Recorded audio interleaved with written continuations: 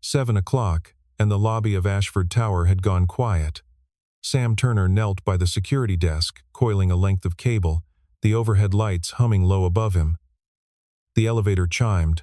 Emma Cross stepped out in a black dress she never wore to the office, heels loud on the marble. Sam looked up, grinned before he could stop himself. "Who's the lucky man tonight?" Emma stopped walking. Turned. Her voice came out steadier than she expected. "Was hoping that would be you." Neither of them moved. The security guard at the desk suddenly found his monitor very interesting. "What would you have said back if you were standing in that lobby right now? Keep that answer in mind. It matters more than you think by the end of this." More than a year earlier, Cross Capital had signed the lease for the top 3 floors of Ashford Tower, and Emma had walked into the building for the first time carrying 2 boxes of files because she didn't trust the movers with the important ones. The lobby had smelled of fresh paint and floor polish that day. Everything still too new to have a rhythm yet. A man in a gray work shirt had been crouched by the freight elevator, and when the doors started to close on her, he'd caught them with one arm, without even looking up from the panel he was adjusting. "Thanks," she'd said, a little breathless. "Elevator sticks a little on 11, he'd told her. "Nothing to worry about. I'm working on it." That had been the whole conversation. It became, over the following months, a pattern neither of them named out loud. Sam was always the first person in the building, and the last one to leave it. He knew which light fixtures buzzed before anyone complained, which thermostat ran cold on the 9th floor, which stairwell door needed oil on its hinge before it started to squeal. He wasn't hard to find. He also wasn't easy to overlook. Not once you'd noticed him steady in a way most people in that building, chasing quarterly numbers and client calls between elevator rides, simply were not. His daughter, Lucy, 8 years old with a gap in her front teeth and a backpack covered in enamel pins, did her homework most afternoons at the little table near the security desk, waiting for her father's shift to wind down. The receptionist knew her order at the coffee cart down the block. She knew everyone's first name by the second week, including the mail carriers, including the man who ran the newsstand on the corner. Emma noticed the girl before she noticed anything else about Sam. Then, slowly, without deciding to, she noticed that she'd started timing her mornings around the small chance of running into him in the lobby, leaving her apartment 4 minutes earlier than she needed to, taking the stairs down from the parking level instead of the elevator, so she'd pass by wherever he happened to be working. She never let herself think too hard about why. It was easier to call it politeness, the kind any decent person owed the man who kept her building running. It had stopped being only that a long time before she was ready to admit it, even to herself, alone in her office at the end of a long day. There had been small things along the way, none of them worth mentioning to anyone, all of them adding up quietly in the back of her mind. The winter morning, her heel caught on a loose floor grate near the revolving door, and Sam had it screwed down flush before lunch, without her ever having said a word to him about it. The afternoon, Lucy lost a library book somewhere in the lobby, and Emma spent 20 minutes on her hands and knees behind the potted ficus, helping look for it, more invested in the search than any of her actual meetings that day. The way Sam remembered, without being told twice, that she took her coffee black except on Fridays, when she let herself have cream, none of it meant anything on its own. All of it together had started to mean quite a lot. She'd mentioned him once, carefully, to her assistant, framing it as nothing more than an observation about how well the building was maintained lately. Her assistant had given her a look that suggested she wasn't fooling anyone, and Emma had changed the subject fast enough to end the conversation for good.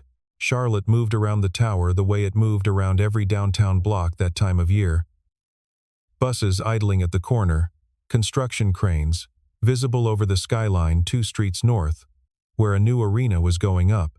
Ashford Tower had stood, since before most of the newer glass buildings around it, 31 stories of pale limestone that had aged into something people in the neighborhood pointed out to visitors without quite knowing why it mattered to them. Sam had grown to know every inch of it the way some men know a farm they inherited, not out of ambition, just out of years spent walking the same halls before anyone else arrived. Carol Downing, who ran operations and facilities for Ashford Property Group, managed the buildings day to day, the way a good stage manager runs a show quietly and mostly unnoticed until something broke. She handled Sam's contract along with everyone else's on the maintenance roster, and until the annual renewal paperwork came due that spring, she'd never had a reason to look closely at his file. He did excellent work. That had always been enough. The renewal form was standard. Certifications, work history, 3 professional references. Sam filled it out the way he filled out everything, without fuss, and left it in Carol's mailbox on his way out one evening, the light already down to a single lamp in her office. Carol read it over coffee the next morning, mostly out of habit, scanning for gaps in dates the way she always did. Then she stopped scanning and started reading. Structural Safety Certification Engineer, Denton Construction. 5 years listed on the line, ending abruptly 4 years before Sam had ever started at Ashford. She read it twice, then set the page down flat on her desk like it might slide away from her. Denton Construction was the firm that had built Ashford Tower. She knew that because it was stamped on a brass plaque bolted to the wall of the parking garage, the kind of plaque nobody bothered to read after their first week working in the building. She looked up the name on her computer out of pure reflex, the way you check a fact you already half believe, and found nothing dramatic, only a line in an old company newsletter archive announcing that the Structural Compliance Division had been restructured for efficiency that same year. Carol didn't say anything to him. She told herself it wasn't her business that plenty of people changed careers for reasons that belonged only to them, that a man raising a daughter alone didn't owe anyone in this building an explanation for choosing quieter work. She put the file back in the cabinet, closed the drawer, and went on with her morning like nothing had shifted. But something had, and she knew it, the way you know a floor has tilted even before you see the water run downhill. 2 floors up, Walter Griggs, chairman of the board at Ashford Property Group, was going over the annual calendar with his assistant when he saw a date circled in red ink. Structural recertification, mandatory, statewide, once every 5 years for commercial towers past a certain height. Ashford's window opened in 11 weeks. "Get me the maintenance contracts," he said, and something flat in his voice made his assistant glance up before writing the request down. Carol brought him the file that afternoon, the same one she'd just closed on Sam not 2 days before. Walter flipped through it without expression, and then his jaw tightened at a name he clearly hadn't expected to see again in his lifetime, let alone in his own building. He didn't say why. He told Carol to start quietly sourcing other vendors ahead of the recertification, no formal explanation needed beyond due diligence, and dismissed her before she could ask a single follow-up question. Carol left his office holding nothing but a folder and a feeling she couldn't yet put words to. Walter sat alone after she left, the file still open on his desk, and for a long while he didn't move at all. He'd told himself for 5 years that the matter was closed, filed away with the rest of Denton's paperwork from a project he'd long since stopped thinking about. He'd built a second career on the strength of that closure, moved from construction into property oversight, sat on 3 boards in the years since, none of them any the wiser. He picked up his phone and called a contact at a vendor firm 2 counties over, a man who owed him a favor from years back, and asked, casually, how quickly a new maintenance crew could be brought in and briefed on a commercial tower this size. The answer he got back was fast enough to satisfy him. He hung up and told himself, again, that this was simply due diligence. He almost believed it. That evening, back downstairs, Sam was up on a ladder in the east stairwell, replacing a fixture when the door opened below him. "You're here late," Emma said, looking up, her bag still over her shoulder. "Job security," Sam said, not looking down from the fixture. "Nobody else wants to climb ladders after 6. She laughed, more than the joke really deserved, and neither of them mentioned it later, the way neither of them ever mentioned any of it later. It was the kind of exchange that had happened 100 times over the past year, small and forgettable on its own. Neither of them had ever stopped to ask what 100 small exchanges might be quietly building toward. The gala that night belonged to a children's hospital foundation. Cross Capital sponsored every spring, held 2 blocks from the tower, in a ballroom. Emma had walked into a dozen times before, without a second thought. She'd left the office early to change, and by the time she came back down through the lobby to catch her car, most of the building had already emptied out for the evening. Sam was coiling cable by the desk when the elevator opened behind her. He looked up, grinned. "Who's the lucky man tonight?" It should have been nothing. A year of small jokes just like it, tossed off and forgotten by morning. But something in her stopped mid-step. Something that had been sitting quietly under a year of good mornings and held elevator doors and drawings taped to a 9-year-old's bedroom wall, and before she'd consciously decided to say anything at all, she'd already said it. "Was hoping that would be you." The silence afterward had actual weight to it. The guard at the desk suddenly needed to check something very important on his monitor. Emma's car idled at the curb, visible through the glass doors, and for 3 full seconds, neither of them looked away from the other. Then her phone buzzed. The car.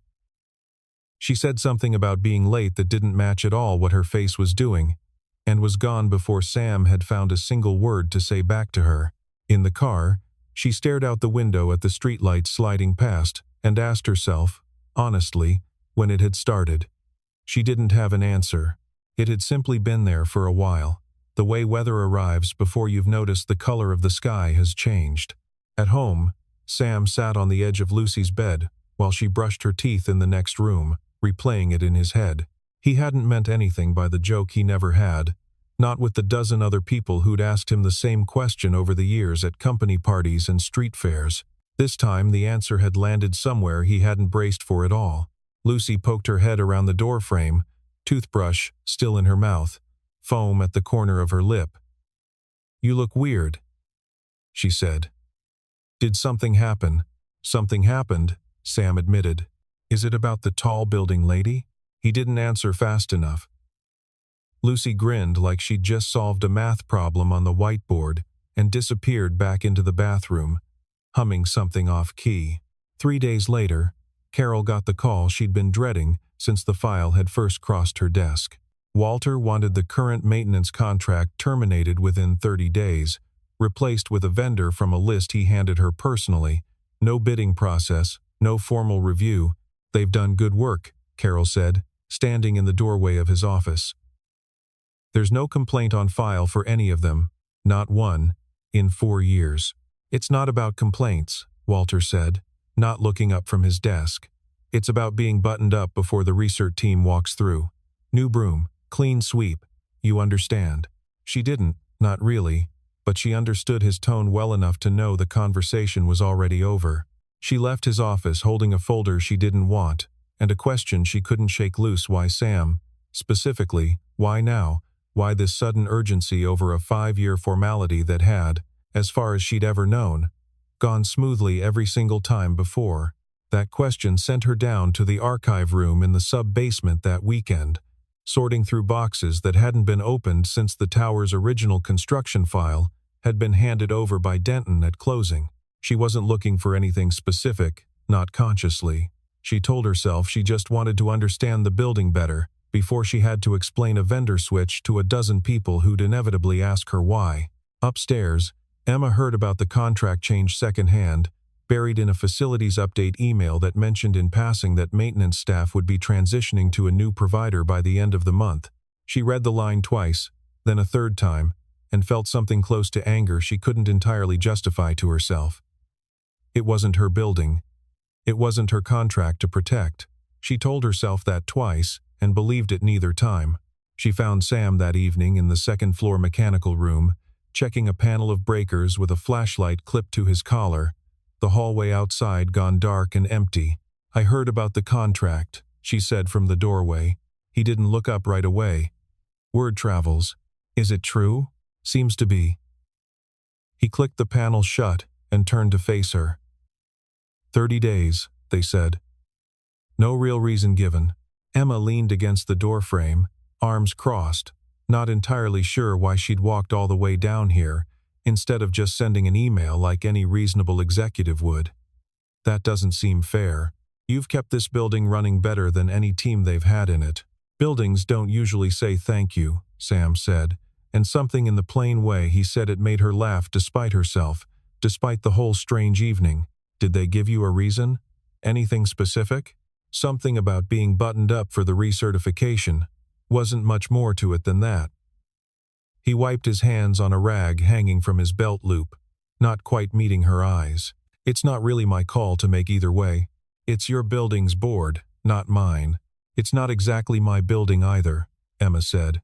I just rent 3 floors of it. Feels like more than that, some days, Sam said, and then seemed to hear himself say it, and busied himself with the panel latch instead of looking at her.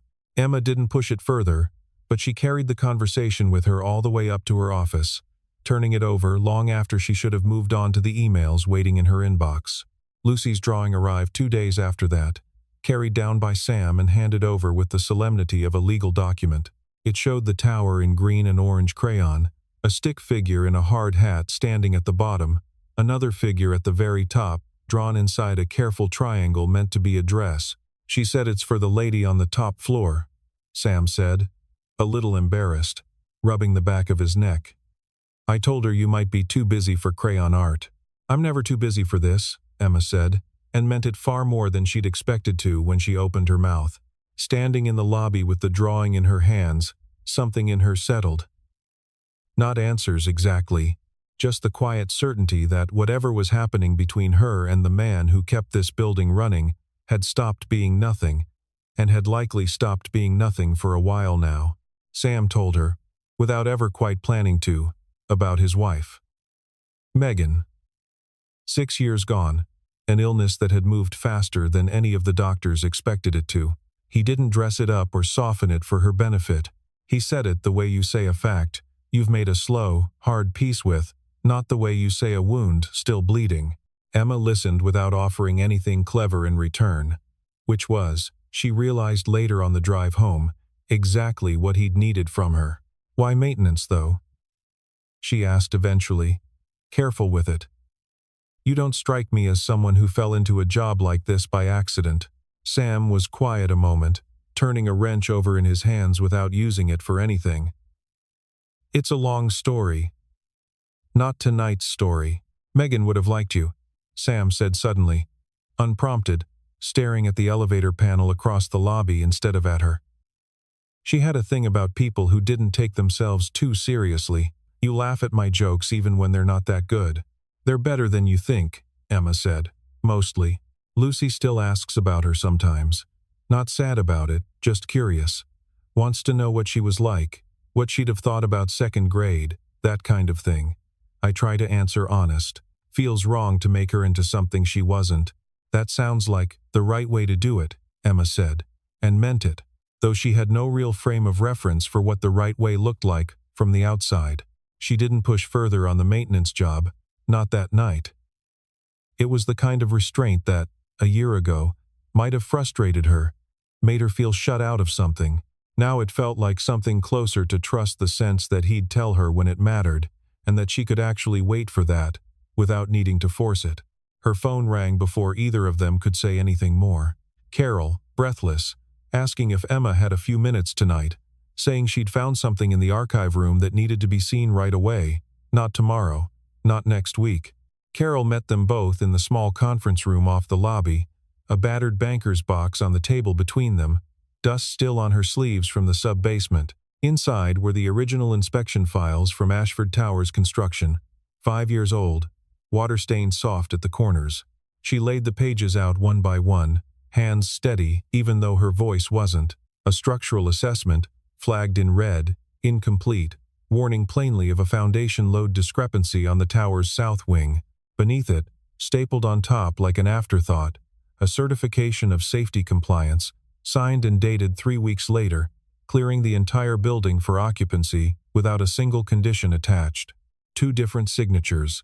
The first belonged, unmistakably, to Sam Turner. The second did not. He never signed off on this building, Carol said quietly. Someone signed over him. Emma's hand stayed steady on the pages, though nothing else about her did. She found the second signature at the bottom of the compliance certificate, small and looping, instantly familiar to anyone who'd sat across a boardroom table from the man for the better part of a decade.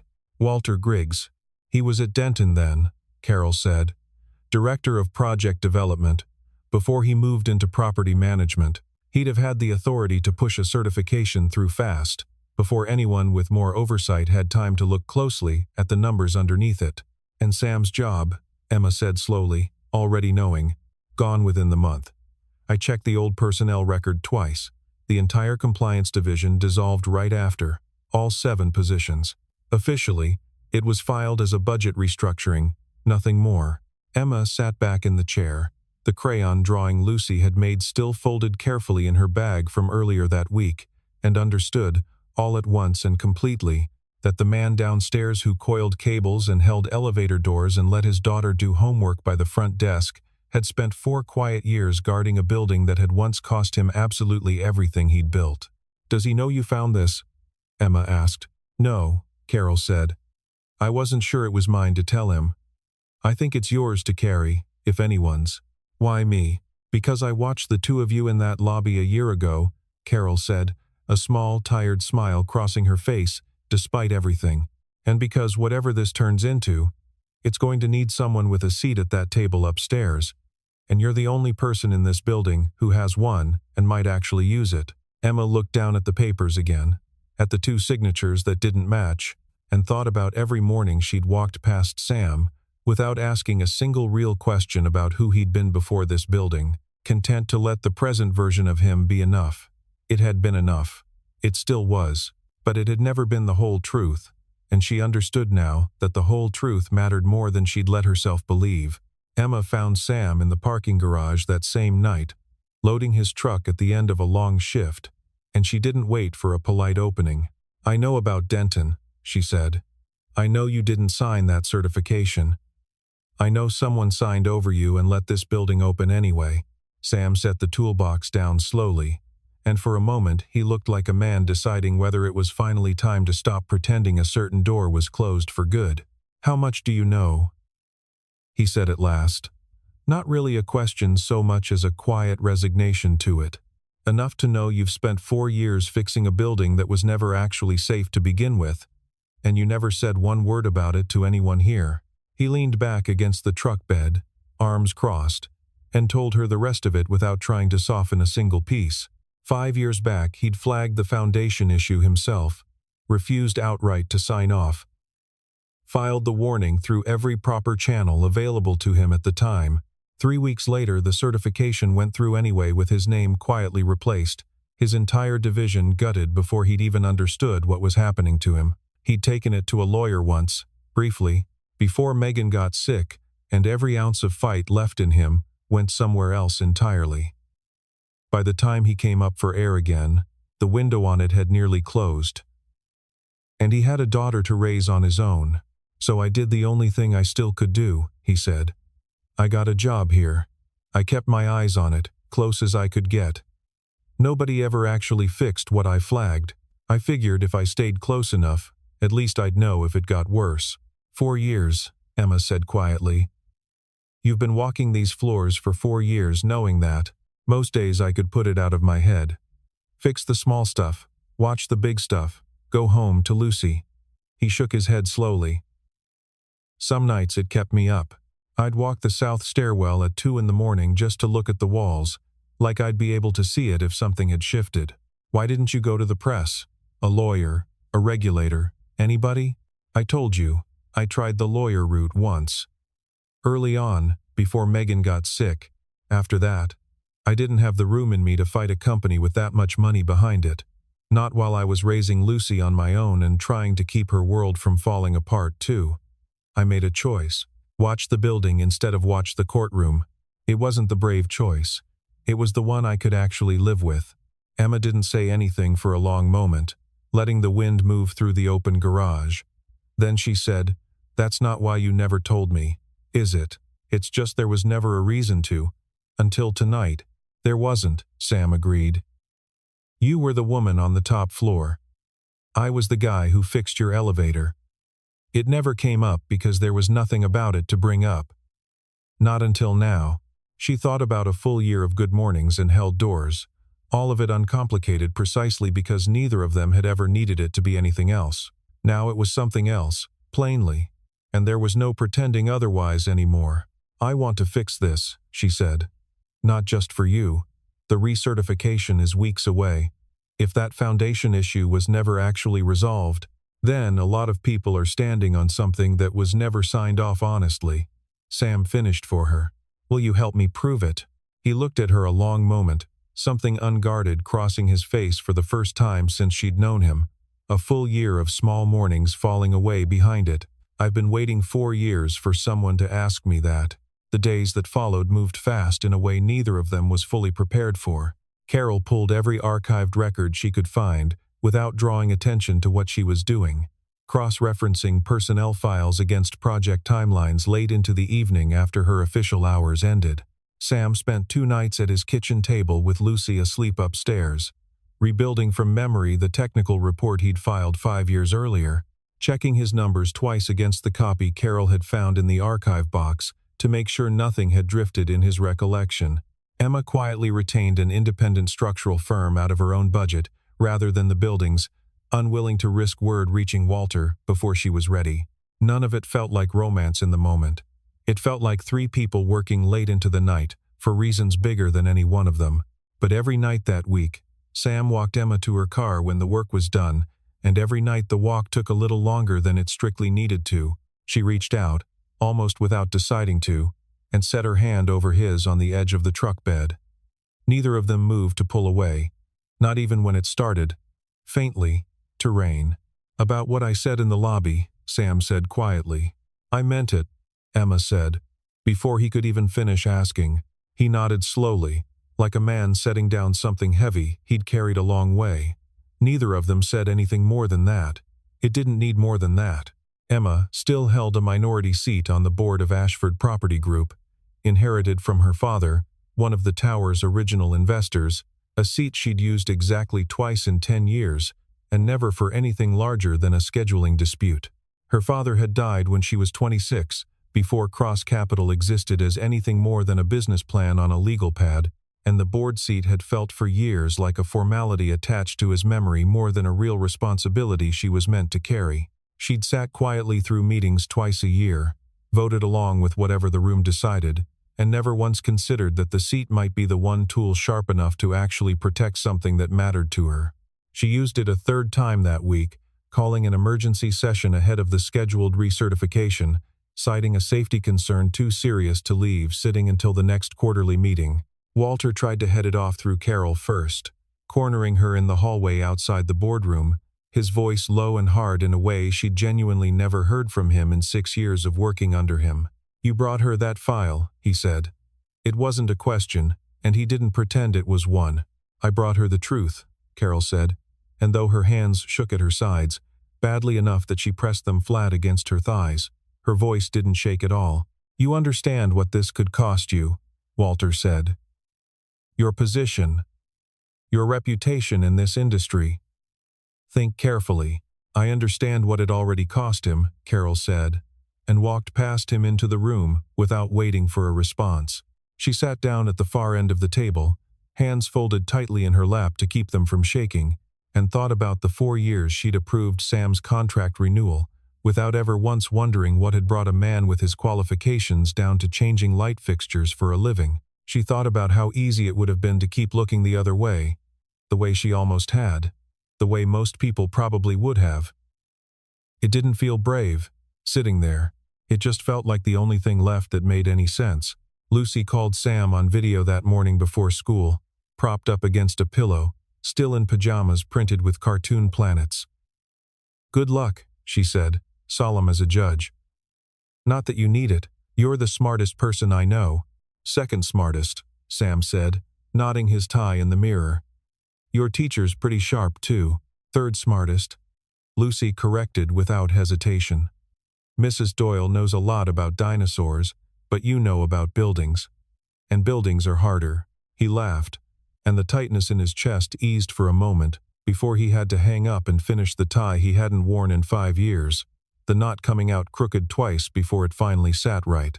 Emma found him outside the boardroom doors an hour later, and for a second neither of them spoke, the hallway busy with people who had no idea what was about to happen in the room beside them. She reached over and straightened his collar without asking permission first, then took his hand and held it, once, briefly, before the doors opened, and an independent structural inspection team she'd brought in on her own dime filed past them into the room with their tablets and hard hats. Walter opened with confidence. The way a man opens a meeting when he spent 30 years watching rooms bend to whatever he decided to say in them. He called the 5-year-old file irrelevant, outdated, a footnote from a previous administration that no longer reflected current building conditions.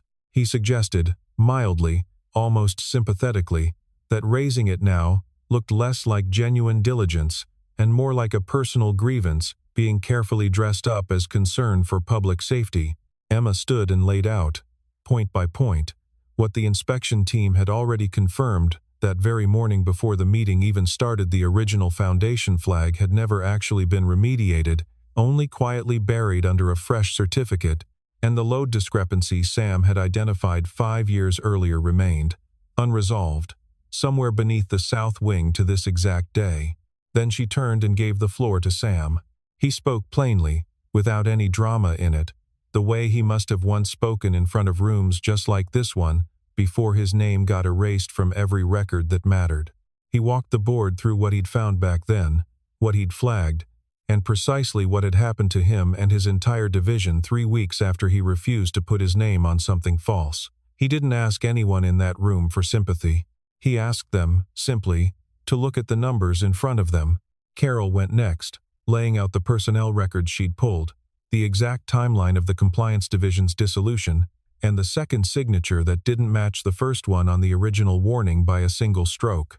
Walter's composure cracked exactly once, a small flicker when he realized how much of the file Carol had actually managed to piece together, and it was more than enough for the room. One board member, an older man who'd sat beside Walter for over a decade, asked quietly whether anyone had verified the inspection team's findings independently that morning, and the lead inspector confirmed, without hesitation, that the discrepancy was real, measurable, and had almost certainly worsened slightly over the past 5 years of load and weather. Another member asked Sam directly why he hadn't simply walked away and let the matter go once he'd lost his job. Sam answered honestly that walking away hadn't felt like an option, once he understood what was underneath the building people worked in every day, his daughter's school 2 blocks over, families riding the elevators he serviced every morning. The board didn't need long to deliberate behind closed doors after that. Walter Griggs was suspended from his position that same afternoon, pending a full independent review, and the board unanimously approved emergency funding to remediate the foundation properly before the recertification deadline arrived. Emma stood in the hallway afterward, all the adrenaline draining out of her at once, legs suddenly unsteady beneath her, and found Sam already looking for her across the crowd of people filing out. Neither of them said anything. They didn't need to say anything at all. 6 weeks later, the remediation work was finished, signed off this time by an outside inspector with no reason on earth to erase anyone's name from anything. Sam's contract, and his whole team's, was made permanent not out of guilt. Carol made a point of telling him, but because the work had always been genuinely good, and now everyone in that building finally knew it for a fact. Emma still came down to the lobby most evenings, though she no longer bothered pretending it was on her way to anywhere else in particular. She brought 2 coffees one Thursday, and found Sam finishing up by the security desk, the same desk, nearly the same hour, almost a full year to the week, since the very first time she'd held that elevator door open for a stranger. Lucy ran over from the little table, where she still did her homework most afternoons, holding up a brand new drawing the tower again, but this time with 3 figures standing at the bottom of it instead of just one, all 3 holding hands in careful crayon. "That's you," Lucy told Emma matter-of-factly, pointing at the smallest triangle figure. "You're staying in this one." Carol passed through the lobby a few minutes later, freshly promoted to oversee safety across the entire property portfolio now, and paused just long enough to grin at both of them over her shoulder. "Guess I owe you 2 an apology for how long I sat on that file before I finally said anything." "You told the truth when it actually counted," Emma said. "That's the only part of it that matters, in the end." Carol shrugged, clearly pleased despite herself, and headed on toward the doors, already checking her phone for the next thing on her list. Lucy tugged on Emma's sleeve before she could sit down with her coffee. "Are you coming to my school thing next week?" Dad said maybe. "If work's not too busy, I'll be there," Emma said. And Lucy grinned the same gap-toothed grin her father had, satisfied, and went back to her homework at the little table like the question had never needed asking in the first place. Sam and Emma stood alone by the desk where all of it had started, the same fluorescent hum overhead, the same quiet lobby settling into evening around them. For a moment, neither of them said a word. Then Sam reached over and took her hand, the way he hadn't quite managed to the very first time, and this time, with nowhere left to hide, and nothing left unsaid between them, neither of them let go.